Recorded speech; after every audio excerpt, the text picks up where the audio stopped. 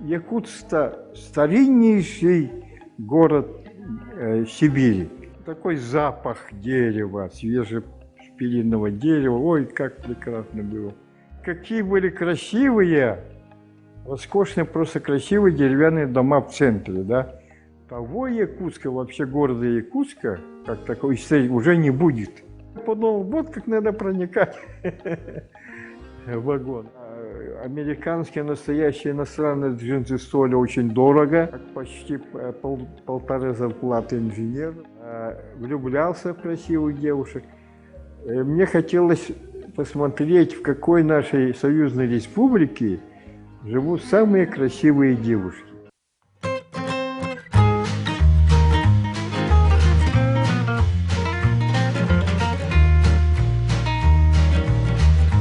Якутск – это мой родной город. Я здесь родился, вырос, учился в школе. В 1962 году уехал из Якутска в Москву и поступил в Институт кинематографии, в ГИК. Да. Ну, Якутск, я помню, был совсем полностью деревянный город. Каменных строений, они были старые, почти дореволюционные, да, было очень мало. Где-то около 7-8 зданий, наверное, было, включая церквей, и все. Остальные дома все были деревянные. Были деревянные тротуары.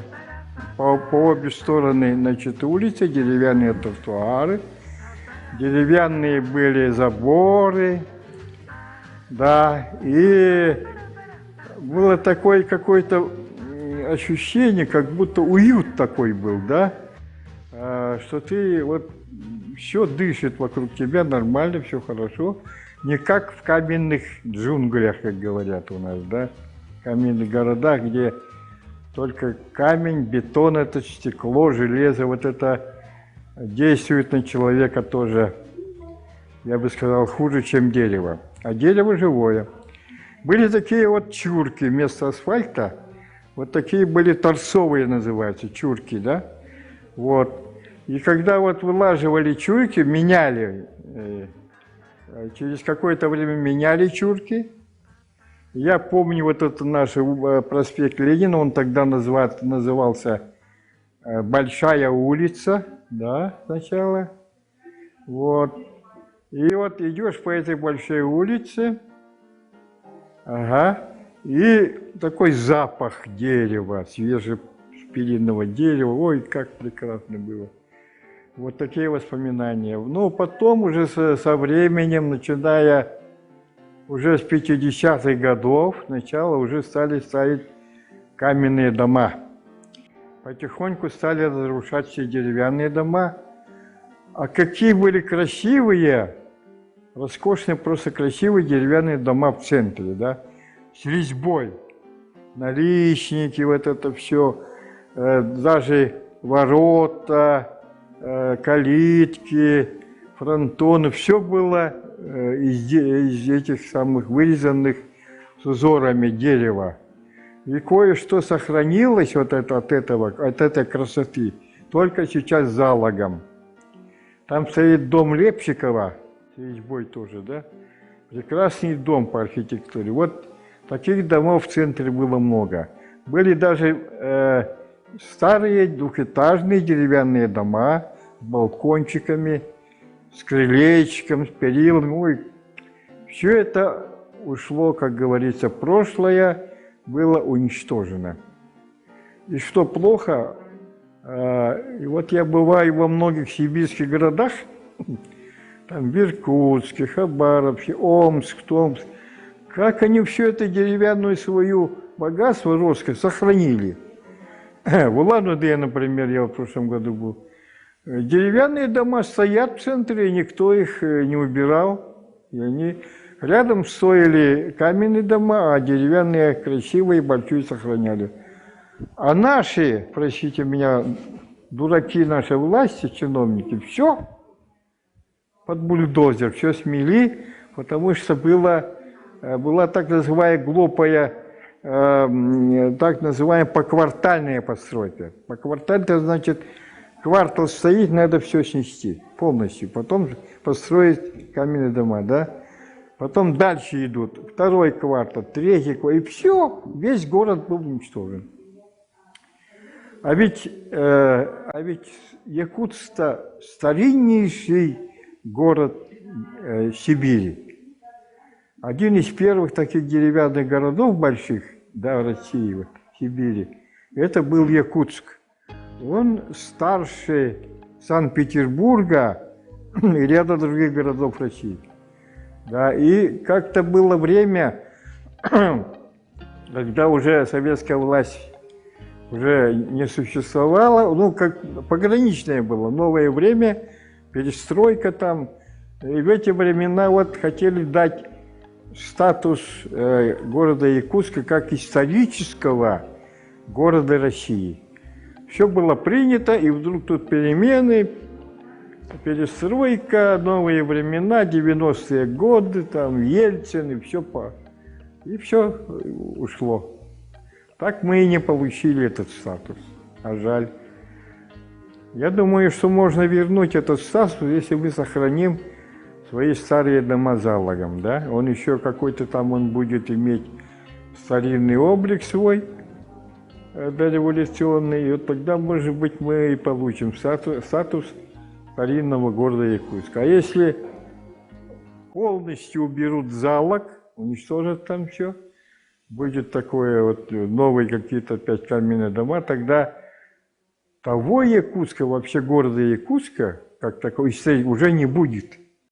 Это будет новый каменный дом, новый каменный город, стандартный, рядовой, некрасивый, как говорится, каменный современный город. А зачем нам это? Мы рубим сук, на котором сидим. Понимаете?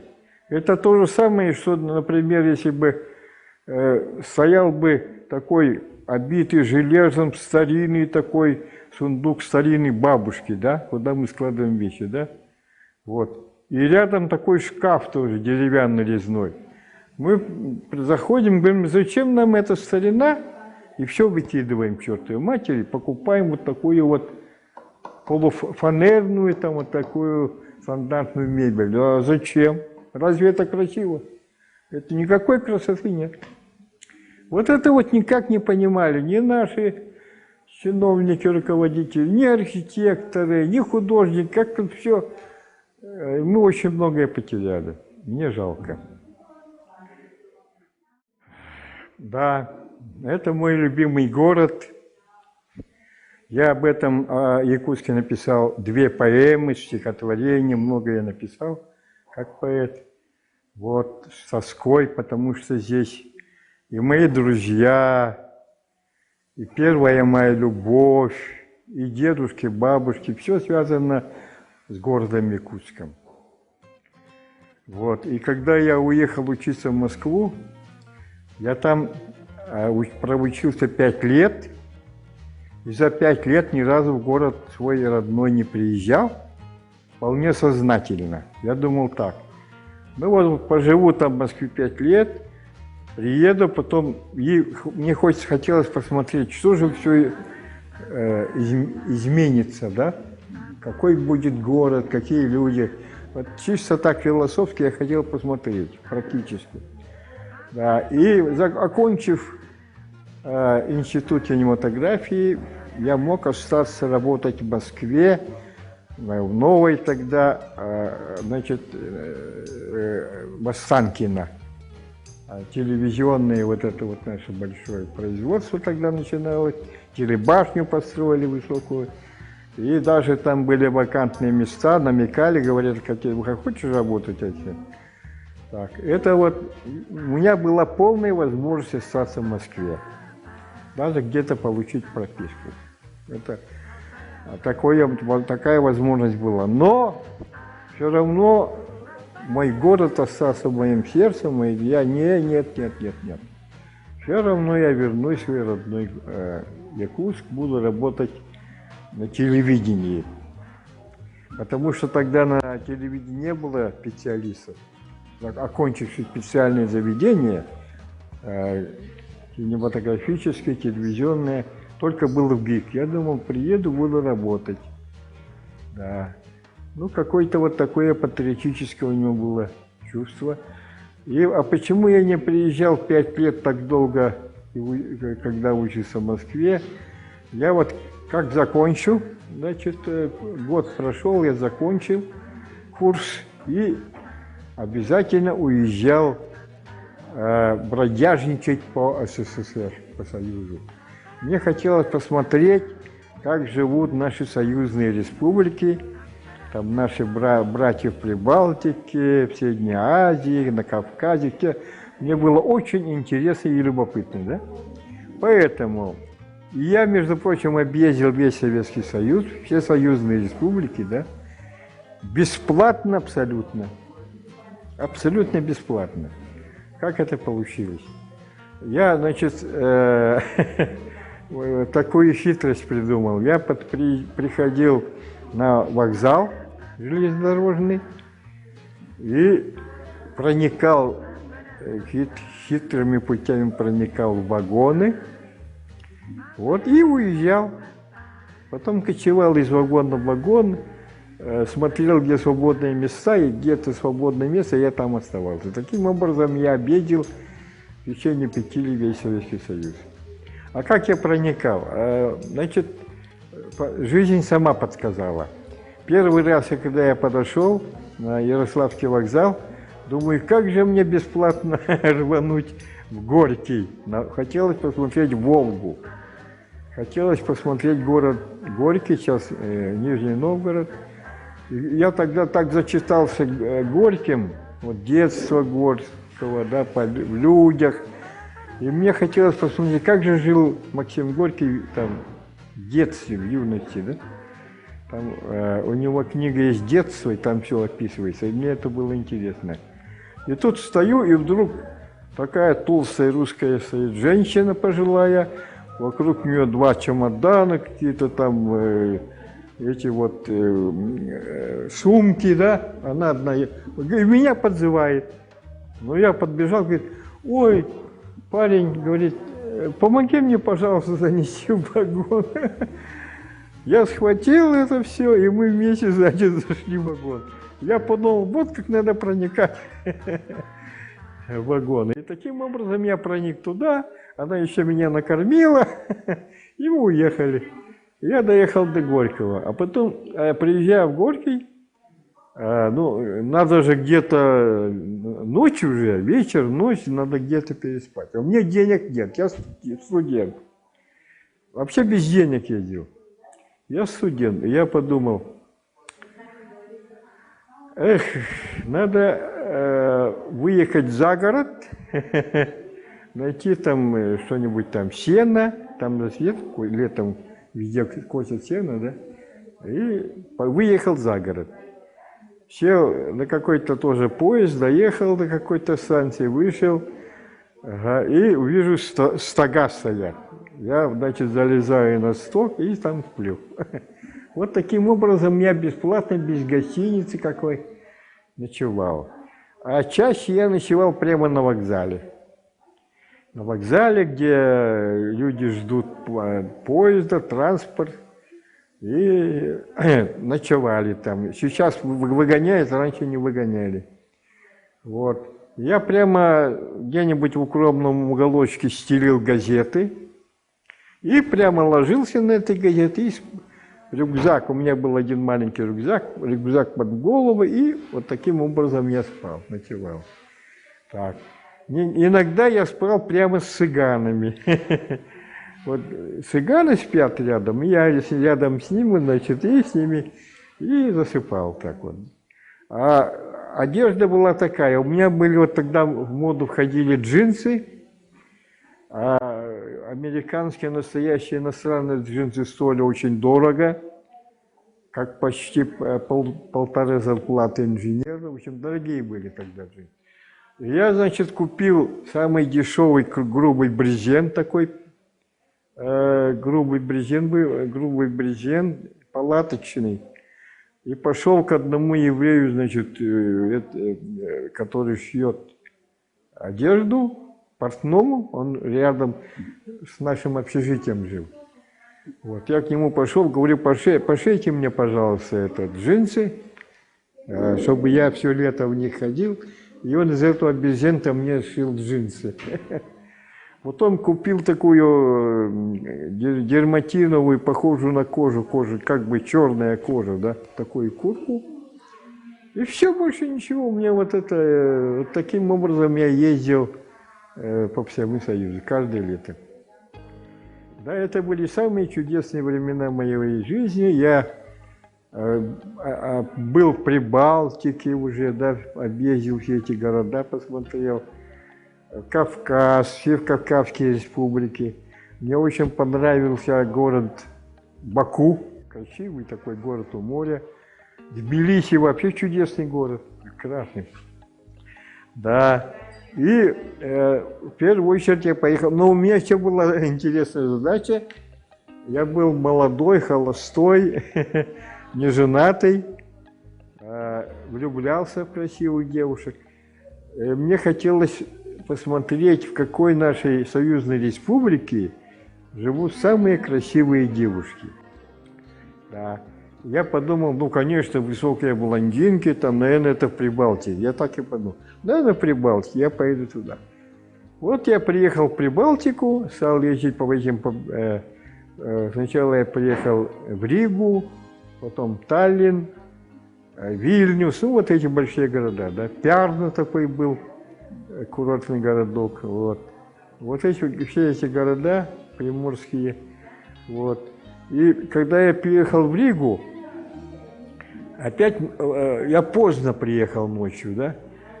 Ну, я думаю, буду на вокзале спать. А там они такие строгие, оказывается, полицейские. Они видели, что я собираюсь спать, они, нет. Молодой человек, здесь у нас не спят, ничего. Давайте, покидайте помещение. Я вышел, ага, ну чего, думаю, правила у них тут строгие.